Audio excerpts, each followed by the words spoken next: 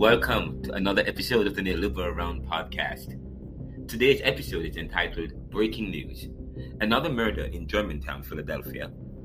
How banks perpetuate poverty, COVID and laziness at work, and HBO's House of the Dragon featuring Ricardo, McKenzie, and Maurice Smith. Today's episode comments on a breaking news story where assailants using an AK-47 gunned down another black brother in Germantown, Philadelphia, just 2 nights ago. We explore the impact and cause of this and consider possible solutions to the rising gun violence, despite Biden's recent move to ban or limit AK-47s and the use of certain high-powered weapons. But this killing seems to be a revenge shooting or one that involved a beef. Because of the way the shooting was done, it was quite intense. Now, the episode is broken up into 4 main segments. Segment 1 is the breaking news, entitled Another Murder in Germantown, Philadelphia Comes Close to Home. Segment 2, we look at how banks and bookstores help to perpetuate poverty and maintains income inequality in society. Segment 3, we look at COVID and laziness at work, featuring my twin brother, Ricardo McKenzie, where we linked up and connected in Jersey Shore, New Jersey, and we had a brief discussion about laziness and work. And in segment 4, we looked at HBO's House of the Dragon, which provides a strategy and best practice with Maurice Smith. The Neoliberal is brought to you by Ricardo McKenzie, who is author of Neoliberalism, Globalization, Income Inequality, Poverty and Resistance, and leads the Neoliberal Corporation, which is serving the world today to solve tomorrow's challenges. Visit us at https://theneoliberal.com or rinaldocmckenzie.com. Subscribe to the podcast for free at https://anchor.fm/theneoliberal and donate to us at anchor.fm/theneoliberal/support. Now, this podcast, The Neoliberal Round, is available on anchor.fm, Spotify, Apple Music, Amazon Music, Podvine, Google Podcast, and on the Alexa app and devices, rinaldocmckenzie.com, and also by visiting theneoliberal.com. Now, you can participate in our community question by considering the question, how do banks and bookstores help to perpetuate poverty and maintain income inequality in society? We have this coming up on the show today, and we are looking forward to your feedback. So send us a feedback and tell us how we did today. This is the Neoliberal Round podcast. We'll be right back after these messages.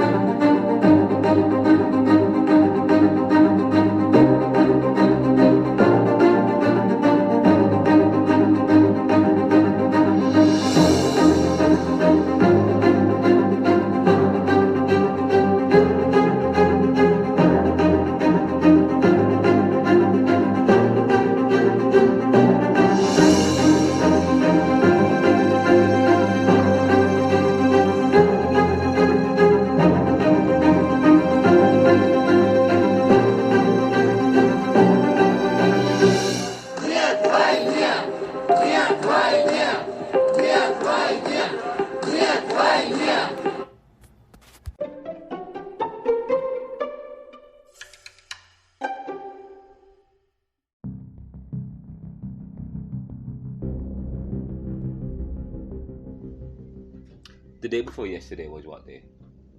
Sunday. Today's Monday? Saturday night. Saturday night I closed the door to the car.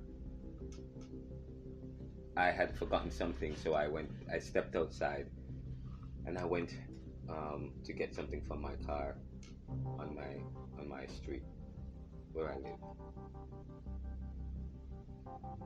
And as I was closing the door, I heard baka baka baka, just like that, baka baka baka, just like that. And I immediately said, wait. At first I thought it was a firecracker, instantly, within a split second, but then I said, no, that's not the firecracker, because it was baka baka baka. the way how I said about that. And then there was silence. I said, whoa. I said, that's an AK-47. And within 15 seconds of that, I heard again, baka baka baka. So it wasn't a pie pie pie. It was baka baka baka. Baka baka baka. That was in Germantown. And I heard it coming from up on Washington Lane towards Bayton. And I said to myself, okay, wow, somebody just got shot. And they used an AK-47. And I said to myself, wow. I said, wait for it. Because I was listening for sirens or for a car for some kind of drive. And I said it wasn't any shootout as if two groups of people were shooting. One, I said to myself, somebody was directing at for another group of people, and there was no response. That was what I said initially. Then, and that was just up a few blocks from where I live. Yeah, I can definitely believe that. Okay, up the street from here, and I said, let me go. So as I go inside, as I was about to now go into my apartment, I heard a car speeding up the hill towards my way, heading toward Shelton Avenue to the Lucoy gas station. So I said, wow. And I initially thought probably that's with the criminals, but I hurriedly went into my apartment. That was about a couple blocks from where I live, about 1, 2, 3, 4, 5, about 10 blocks. So but the blocks are very small on Germantown and Washington in between these blocks. It was quite. And then I heard sirens, and then a woman, and of course I heard a woman screaming, and then we learned later that someone got killed. We learned that night. As I stepped outside, I learned that someone got killed, and of course, someone got killed, and apparently, it was someone who is married. Yes, is a family man at the house. So we don't know too much about, but I'm telling you what, from someone who you've heard lots of reports regarding this particular incident, shooting. But of course, they use an AK-47, and I know recently there was some kind of gun reform where they were trying to prevent these kind of heavy weapons in the hands of people. But whether it was heavy weapon or whether it was a small weapon, there was a shooting, and someone died. And they did it. When they shot the first time, baka baka baka, it did hit the person. But they did it again as if there was really some kind of anger, conflict, or friction between these. There was some beef. There was, when there was a robbery and there's a shoot, and they shoot and run. But when there's some contract killing involved or someone, or when you see the way in which it was done, an AK-47, multiple gunshot wounds, they shot, and then I was in the vicinity and I heard the shooting, and it was paka paka paka, and they did it, and the person fell, it would hit the person obviously I heard there was a connection, and they did it again.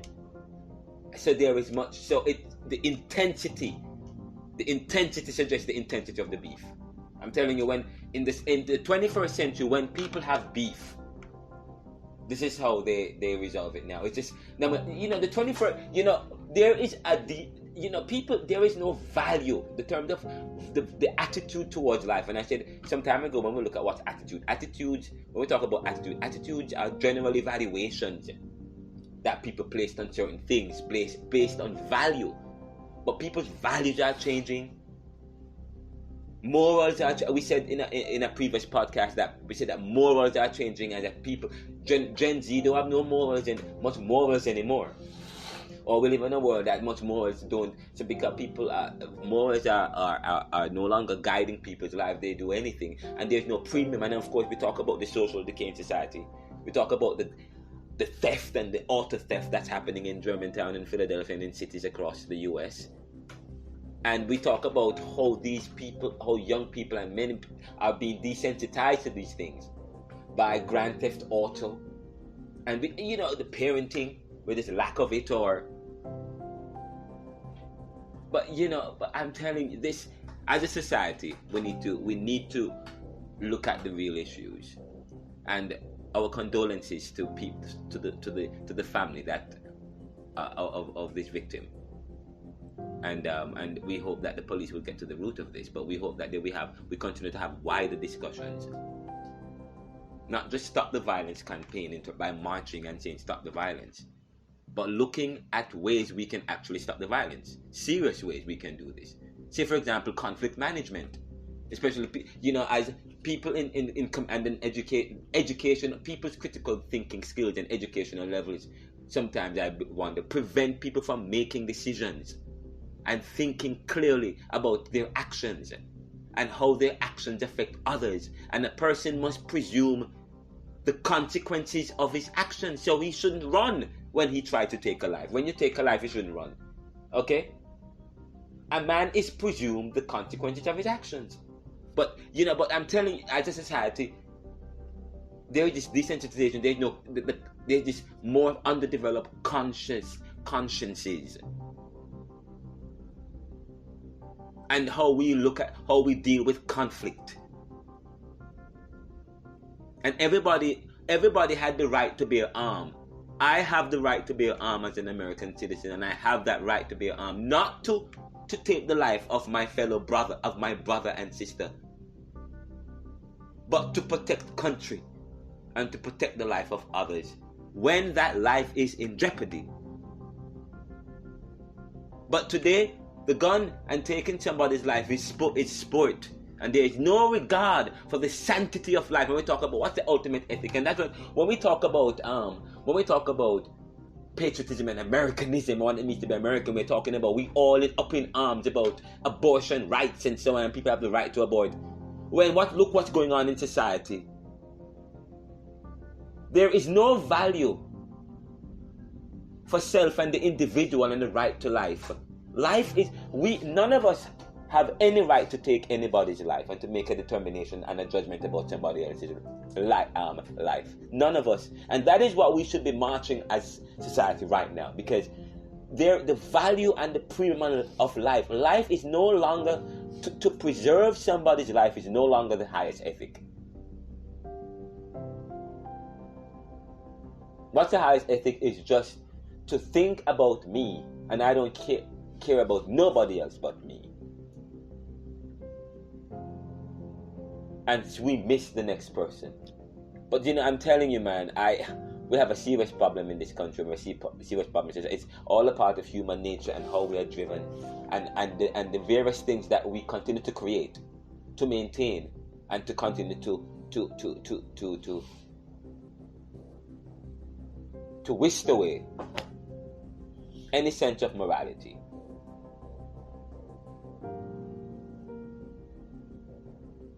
We have so much to discuss in the Neoliberal Around podcast today. Coming up, but this is a somber moment, and I had to join the chorus of people who are talking about this, because this news affects me. It affects us here at the Neoliberal Around podcast. And so we have much to say, and we have much more to discuss on the show today. So stay tuned. Stay tuned and stay for the ride. There's much to discuss. We'll be right back after these messages.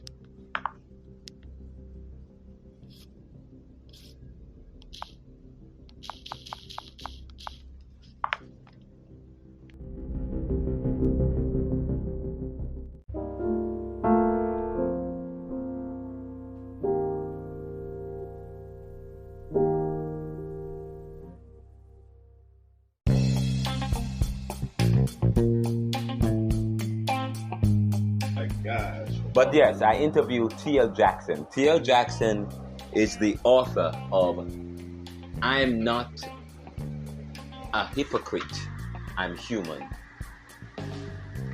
And so you went to the football game, Ford Field. Great way to start off football season. Go Birds. Did the Eagles win? We did. You were at the Eagles game? Yeah. When was this? Sunday. That's what I went to Oh, Detroit. it wasn't in Philadelphia. You went out of Philadelphia. Yeah, that's what I went to Detroit for. To go to the Eagles season opener.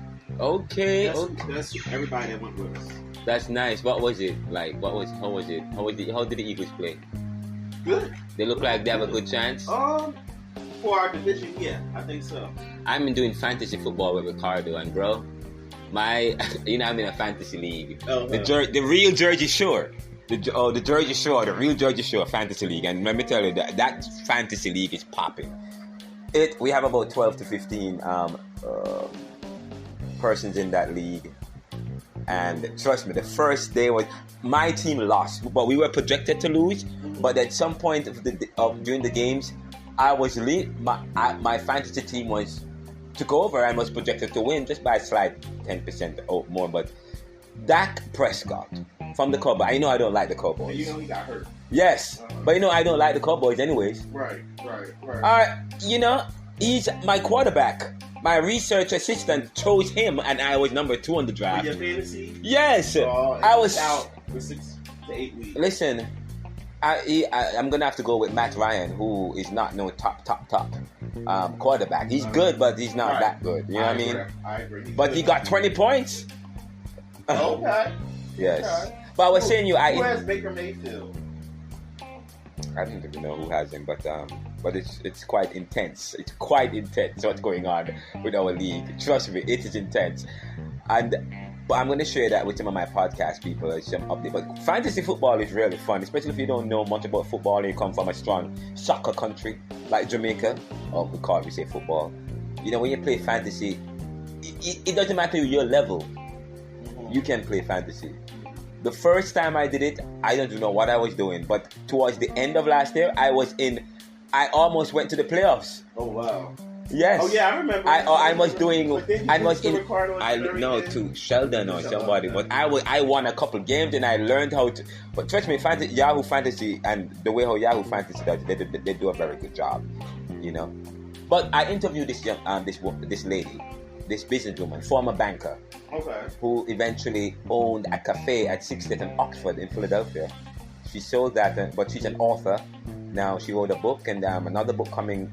She had another book that's coming, Purpose Through the Pain. And she's a strong Christian woman of faith. And I noticed when people of faith, they are usually successful. I mean, people of faith, they always have to tell you a story about something divine, something inspirational. Steve Harvey, Oprah, yeah, you know, LeBron James.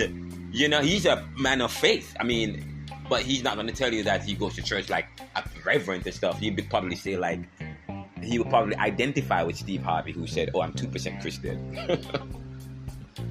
But, you know, I want to talk about 2 issues that I learned. I learned that is why it's so powerful to do podcasts and to talk to people. You learn so much.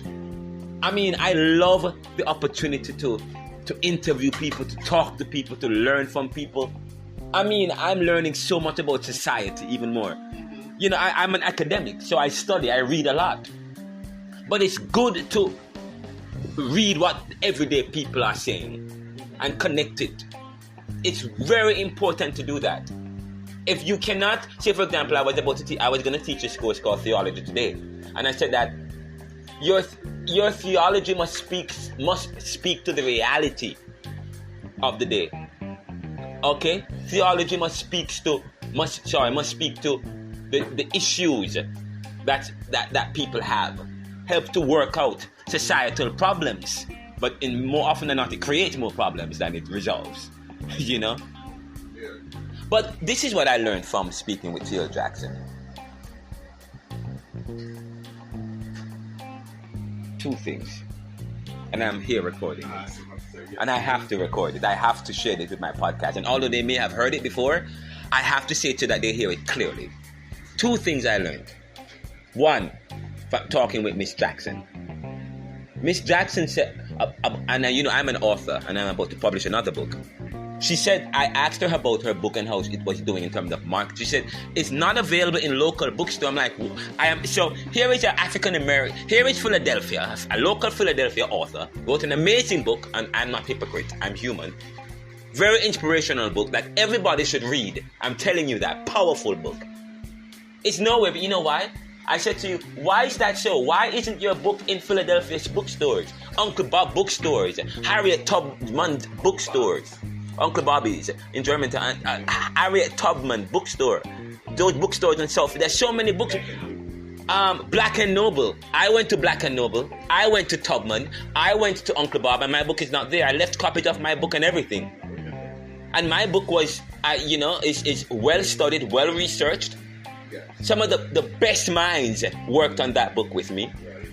Okay, Martin Oppenheimer, Rita Bernard, Walter Litt, Philippe Bourgeois, so on and so forth. Okay? And the book was reviewed as an erudite economic analysis. Okay? And my book they did not even reach out to me. I even critique Uncle Bobby's on Google, saying that they are a bookstore that's supposed to help uplift African American community and fix. Yes, that's what they say in their statement. And many of them get funding from the government and private individuals because they are black, they're African American, they are, they come from the. Yes, they come from the community. Lamont Hill, yes, and I actually friended him. And the books. They're not public, and you know what she said to me? Because I'm not connected in the ways that I need to be connected in order to get my books in these bookstores. That is disappointing, and that's what's going on. If you're not a big name writer, big name, or if you are not connected with these people who are supposed to be different, and I'm telling you now, we talk about classism. Black people are quick to point fingers on what they don't have, and we talk about discrimination. But as soon as we get a taste of power, as soon as we become part of the 1%, guess what? We become part of the 1%. We start acting like the 1%. So that is why sometimes, when you see how some Caucasian or some people are behaving, they are saying, please, don't, I'm human, I'm not a hypocrite. They said, that's what happened when what... Is that a human thing, though, to be... Martin Oppenheimer said history has always been about that. Okay, where classes clash. And when one class wins the day, then they do the same thing. Outmaneuver the other classes by doing other things. And then so the cycle continues. Okay? But I'm saying to you, this is... that's the first thing. But another major thing I learned from her is about banking, because she was a banker and she worked her way to the top. She has no degree, and she worked her way to the top regional manager. I've heard of it. Yes. It's not impossible. My mom, she wasn't at the very top of her field, but she was going there close to it. Yes. It took her years to do it without anything without high school. Because back in the days, that was the expectation. That was supposed to happen, Right. You graduate, black people were expected not to graduate with a college degree, they were expected to graduate with high school or grade 9, right. And then get a low job and work for 10, 50 years, right. And then get to the top and then, right. Yes, you know what I mean? But it's quite interesting. She became a banker, and she learned. But she told me she told me one thing. She dropped word, knowledge, or information. She said, banks love it when banks make money off low-income people more than anything else. Especially back in the day when they allowed you to default on your loan or would give you a loan that you Yes. couldn't afford, you know what I mean? And when they would charge you off overdraft Fees now, that's the thing, how they get you.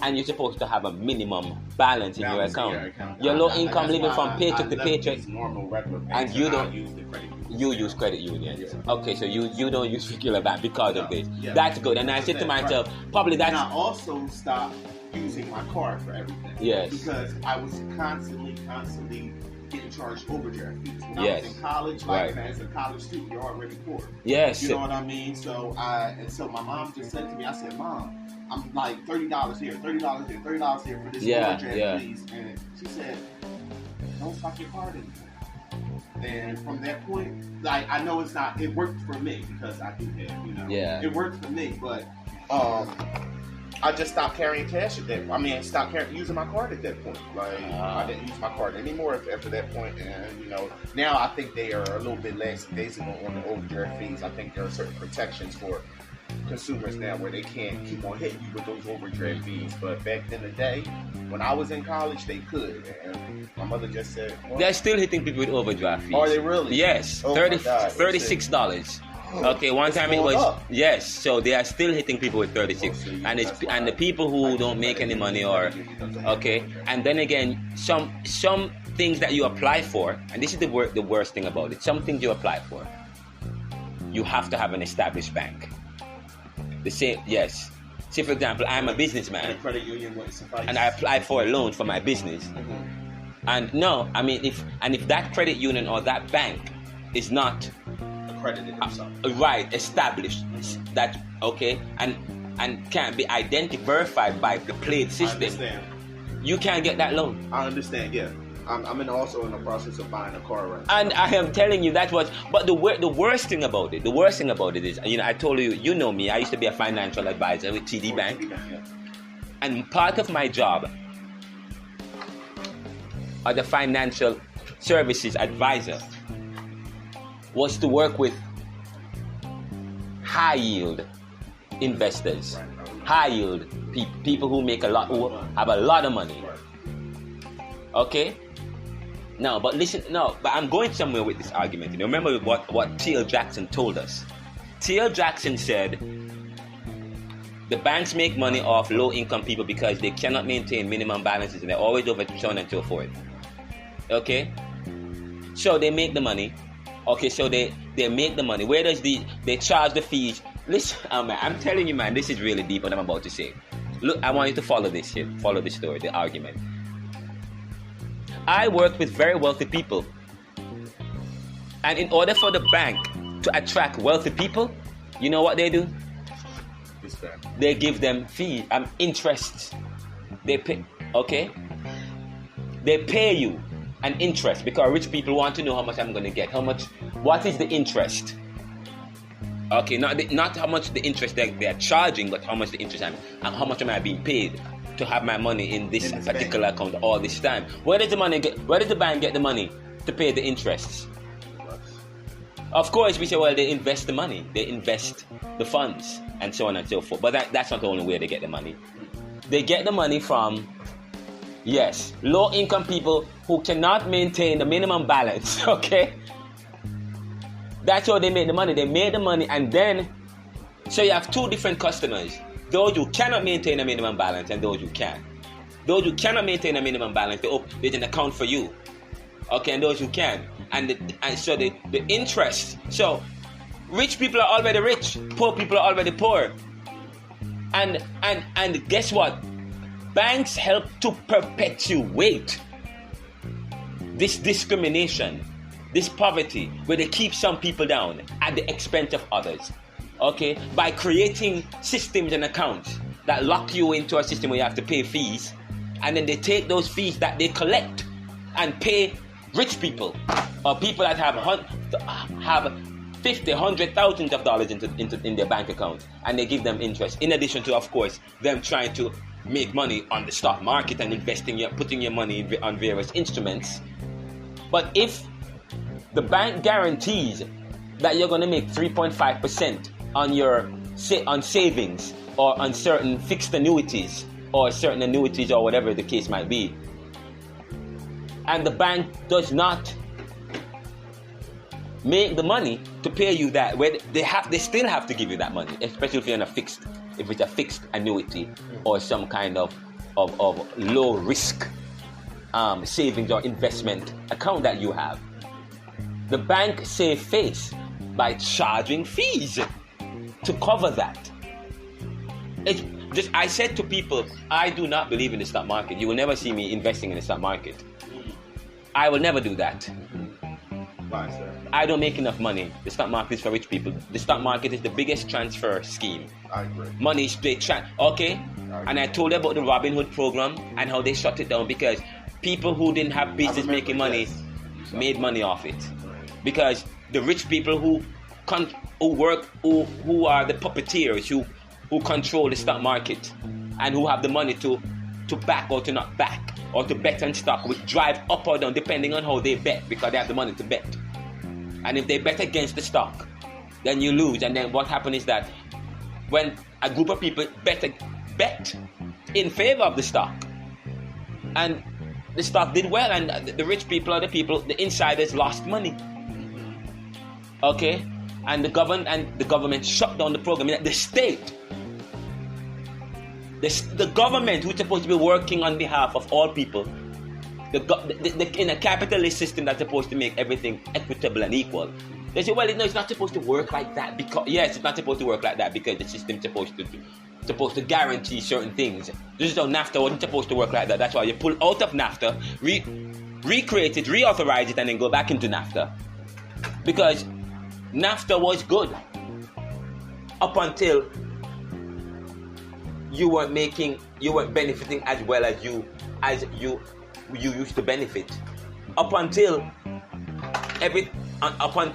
the other people who are part of NAFTA start benefiting and the competition becomes stiffer. So what you do, you change up NAFTA so that you can protect or to protect your leverage.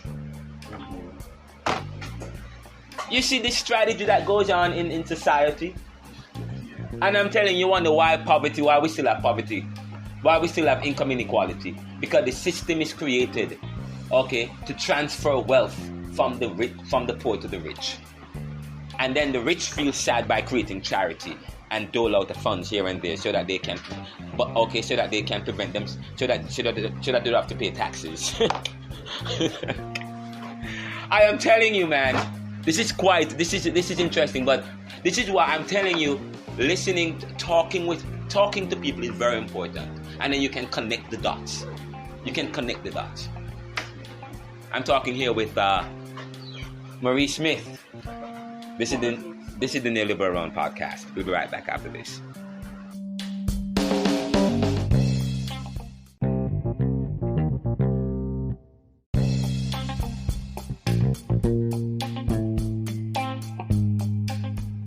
Hello everyone, welcome to another episode of the Neoliberal Round podcast. I actually am in Jersey Shore, actually Long Branch, New Jersey, in the Jersey Shore in Monmouth County. If you guys are familiar with Monmouth County, Asbury Park, Neptune, Red Bank, Little Silver, you might be familiar with Long Branch. And I'm here in Long Branch, and I got a chance to I connected with my twin brother. This time in person. You've heard us via Zoom over the phone, but I actually had an opportunity to talk with him briefly, and we were exploring issues of work and how work is changing and how professionals are becoming much more burnt out and tired. He himself is an executive and a professional where he works, and I'm hearing, I work with a lot of professionals. I know a lot of professionals and executives, and they're all saying the same thing: middle class, middle income, or working professional executives. They have always been tired, but it is a little. They're saying it in a different way. They're tired, but it is a different kind of tired. A kind of tired mixed in with a little bit of the need for more leisure. And for some people call it with a little bit of lazy. But listen to the conversation with Maurice just for 4 minutes, and probably you might be confused, and you might not be able to tell the difference between us. If you can tell us apart, please let me know in terms of how we speak. I am a bit confused sometimes. Here is the conversation with my twin brother. Lost jobs because of COVID, and so what about those people who had to work during the entire COVID experience? Maybe, and we're not considered essential, but we were essential because someone needs to pay taxes for the economy to keep going. That is true. So we had to work. So I haven't taken any vacation. Maybe I take a Thursday, Friday, Saturday, Sunday off, and in the midst of that, I'm still working, glued to my computer, and only enjoy. But I'm finding that a lot of people are saying that. Professionals are saying they're tired. I'm exhausted and all that. They're tired, and And at the same time, they say, I interviewed, what's his name again, Wasim. Wasim was like, where are the workers? I mean, they cannot find workers. Gen Z don't want to work. I mean, I'm telling you, they don't want to work, and they have different set of morals now, so they can do anything to make money. Like, back in the days, they have so many morals, so they don't want to do this, and the third, while Gen Zs, they'll do whatever, because they don't have morals that dictate how they make money and stuff. And they don't want to work, so they do the easiest things. But the people who are, after COVID, that people are trying to find work, they find people who are working, who are still working and going back. They're doing 2, 3, 4 people's jobs because there's nobody there. I mean, the people don't want to work, or the other people have passed, or I don't know what's going on. Yeah. And because of inflation, people are running around trying to get the best deal. Yes. Yeah. So it's like, just like everyone trying to get the best deal, trying to undercut this person. A move that usually is for $1,000, the other company selling it for $8, another one $6. They're willing to sell their souls for the move for $600. I'm like, who's making money? How do you make money when you're giving someone for $600? You know what I mean? Yeah. It's like quite interesting. People don't want to pay for services. I mean, we live in a service-oriented, service-driven society, but people would, but now people don't want to pay for the services. I know even with Uber services, they don't want to pay. They want a lot, but they want to pay $2. Yeah. I'm like, if you cannot. Flat rate's the same thing. No, I mean, it's a service. But so why you have to pay for the service? A lot right now, though. Yeah. A lot. They're going through a lot right now because they don't have a good person in the company, because first of all, it's mean and doesn't refund people. And can I tell you, Ronaldo? And at least when he was there, and I was on top of everything. I knew what was going on. I'm like, refund. That's it. Ronaldo. And that's what. Listen, you have to build your clientele, and you have to maintain, especially in this society. We live in a service-oriented thing now. But guess what? With YouTube and social media, we're going back to people doing it themselves. People can't fix their cars. You go on YouTube, or they call a family member who need the money, who go on YouTube. Wait. Nobody wants to move themselves. That's the one. Well, that is true. That is true. Moving. You're okay, fine. But nobody wants to pay. No, nobody. Okay, Ricardo. Nobody want. People are now. Service is the way now. People are buying. Using Uber to go places. People are moving companies to move and stuff. Well.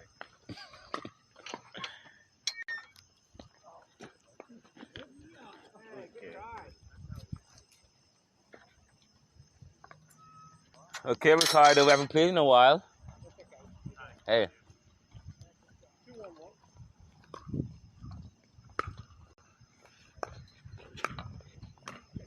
Okay, Ricardo, here we are. We haven't played in a while together by ourselves. Which is good. That was my time with my a brief discussion I had with my twin brother. Enjoyed the show, and actually we were heading to the tennis court, and we were about to play a match, and he actually destroyed me. He beat me 6-1, 6-2. But I'm looking forward to our next match. Hopefully I'll get to avenge my loss. But he has my number on the tennis court, and that is why I continue to play and try to improve my game and to keep healthy and fit until I can dominate my twin brother at tennis. But coming up next is the sneak peek into HBO's House of the Dragon, and I call it House of the Dragon Highlights: How to Give Effective Advice. And it's not really. I share a sneak peek from a scene from season 1, episode 3, that speaks to a very powerful, that provides a very powerful lesson for us, which I had to but share it with you guys. So listen to it and listen to discussions I had.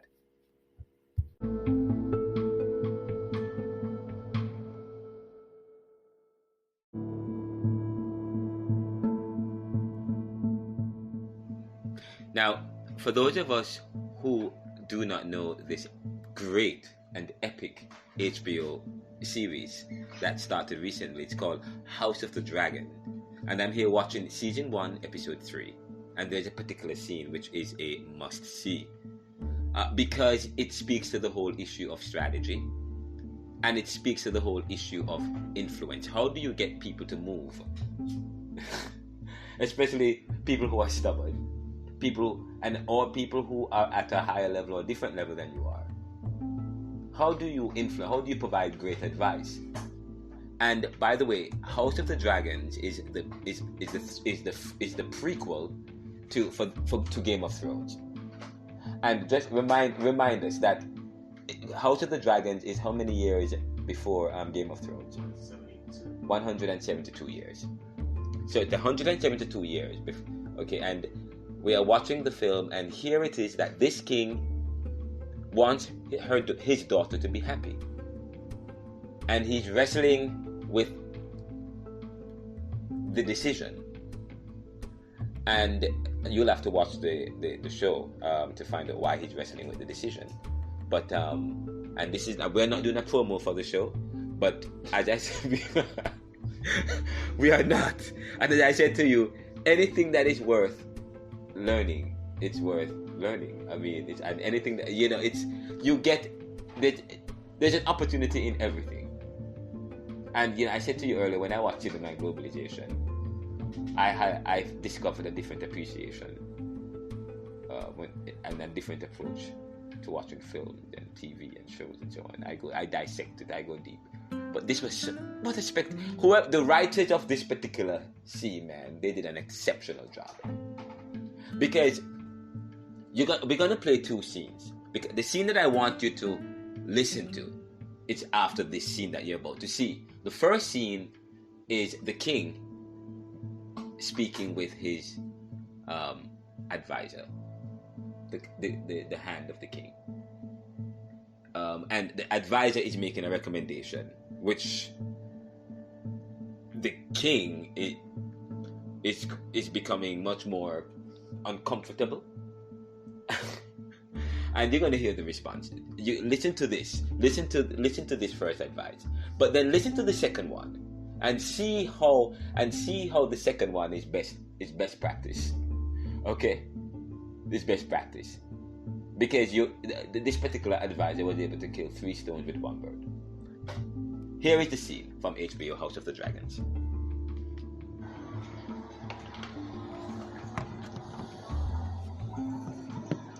There is another choice beyond Castle Rock. One perhaps you might be more comfortable with, one closer to home. Who do you have in mind? Prince Aegon.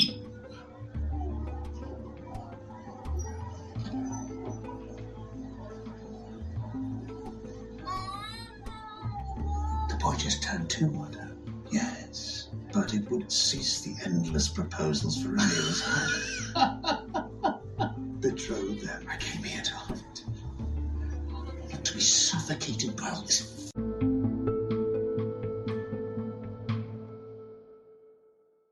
politicking. Let us speak no more of it.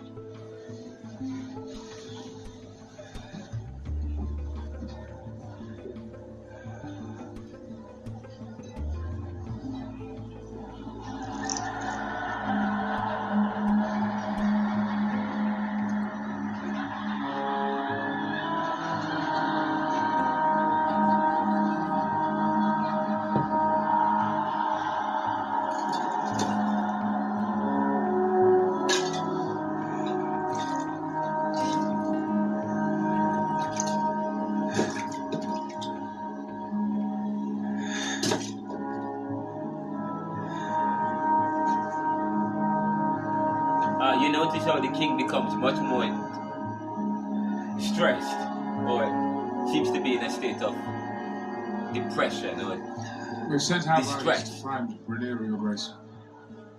Sir Kristen went after her, so the hope is that they are together. The girl is a heedless contrarian.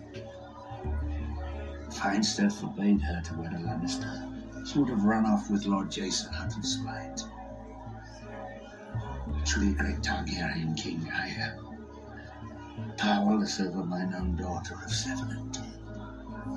King Jaehaerys ruled over half a century of peace while his children drove him to the edge of madness. His daughters in particular. It is tradition, Your Grace.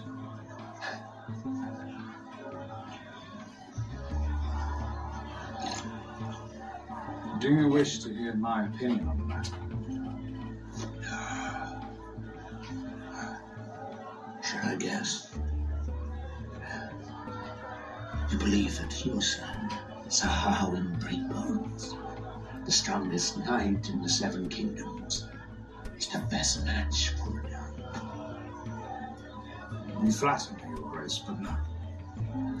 It would seem to me the best match for Rhaenyra is the son of the sea snake, Sir Laenor. Some years ago I counseled you to take his sister to wife.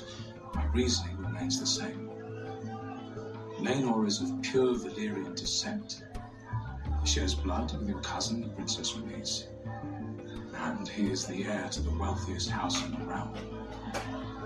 The breach between your houses has not narrowed since I last spoke of it. It would do much to assuage Lord Corlys of any slights real or imagined.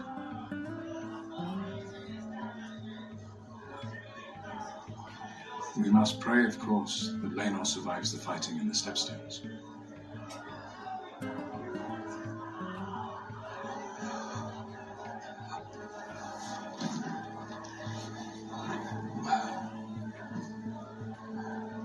Absolutely epic. His suggestion made the king stop drinking.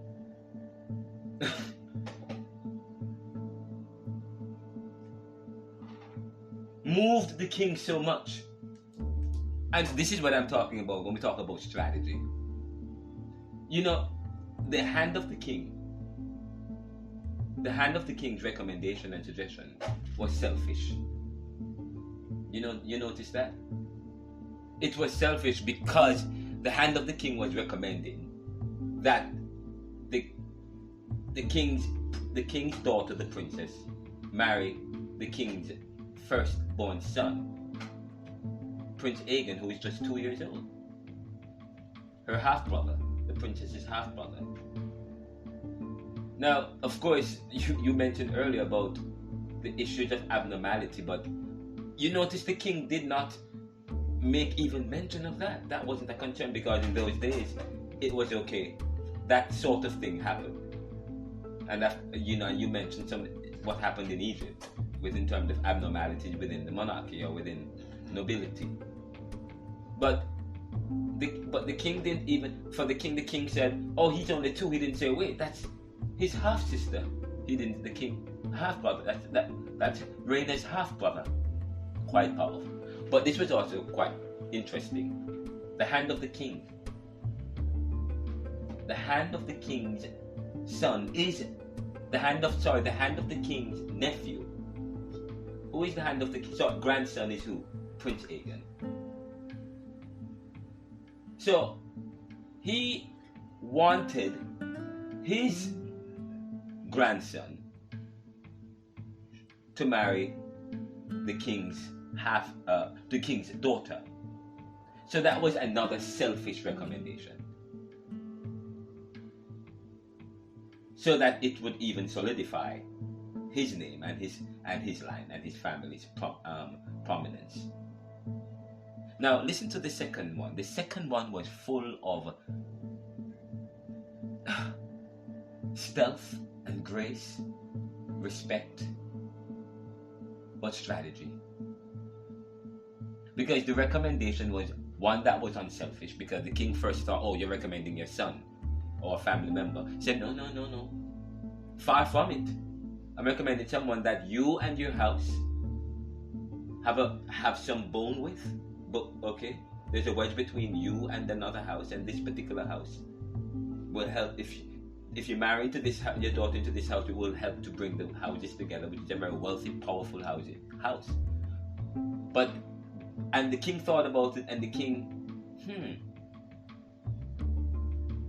twitched a bit. Wait, the king said, why didn't I think about that? The king didn't really say that, but you could, based on the expression and the response, the silent response and the gestures, it would suggest, wait, that's an idea.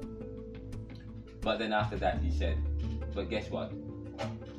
This particular gentleman, this particular knight that I'm recommending, that you are considering now, he's in the Stepstones.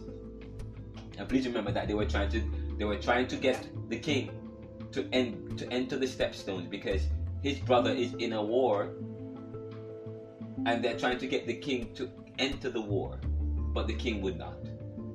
And this same gentleman tried to do that, but now this time he came back around and used this particular strategy, this particular issue, to get the king to now consider to go to war in the stepstones, so that he can now save this knight that he's recommending, that he's recommending to the king as the king's as Rhaena's choice for marriage. So this is quite powerful, man. And of course, you know what's going to happen next. The king may probably do. I haven't seen the next scenes to know what's going to happen, but you can watch what happens afterwards. This is the Neoliberal Around podcast. This is really interesting. So now we just saw selfish versus unselfish advice, and how you can use 3 stones to kill 1 bird. I guess that's what you call the pork in politics, yes, or the pork in a bill. We'll be right back after these messages.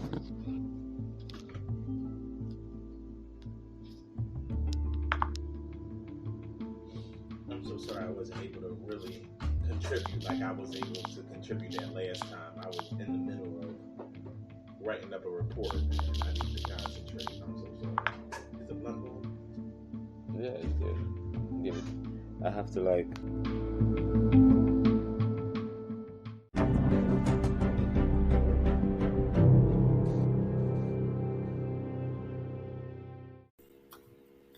Thank you for listening to the Neoliberal Around podcast.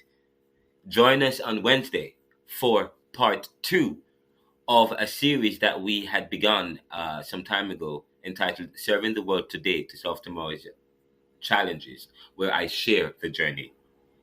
So continue to listen to the show, and share it with your friends. Subscribe so that you are notified on the next show when it's released. What good.